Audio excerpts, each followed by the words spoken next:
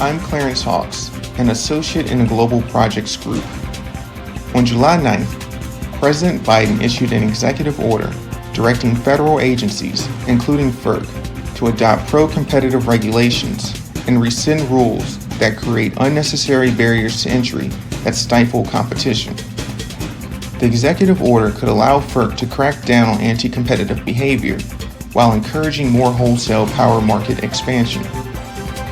Democrats are expected to regain a 3-2 majority on the commission following the anticipated departure of Republican Neil Chatterjee in the weeks following FERC's July 15th meeting. Although his term officially ended on June 30th, Chatterjee can remain on the commission until the Senate confirms a successor.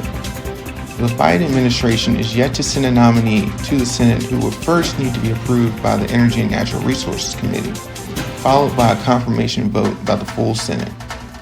Chatterjee's open seat could be critical for Chairman Glick's goal of expanding the nation's transmission infrastructure to support grid reliability and facilitate the integration of renewable energy resources in the transmission grid.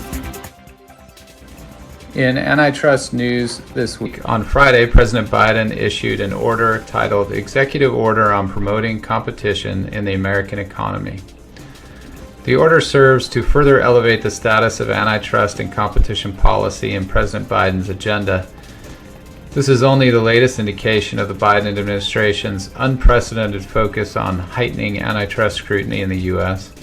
A few weeks ago, President Biden appointed Lina Khan, an outspoken advocate for more aggressive and rigorous antitrust enforcement, to be the new chair of the FTC.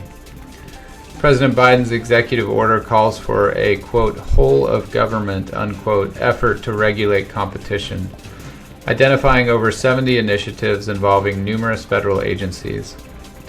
The more notable initiatives include encouraging the FTC and DOJ to enforce antitrust laws with more rigor and, where necessary, to use rulemaking authority to, quote, curtail the unfair use of non-compete clauses, unquote. The order also directed the FTC and DOJ to look at updating the horizontal and vertical merger guidelines. Later that same day, the heads of the FTC and DOJ indicated they intended to do so. Ms. Khan, an acting Assistant Attorney General of the DOJ Antitrust Division, Richard A. Powers, said in a joint statement, quote, the current guidelines deserve a hard look to determine whether they are overly permissive. We plan to jointly launch a review of our merger guidelines with the goal of updating them to reflect a rigorous analytical approach consistent with applicable law, unquote. Other initiatives focused on increased enforcement in technology, healthcare, and agricultural industries. That is it for this week. Please tune in next week for further updates on the latest regulatory actions by the Biden administration.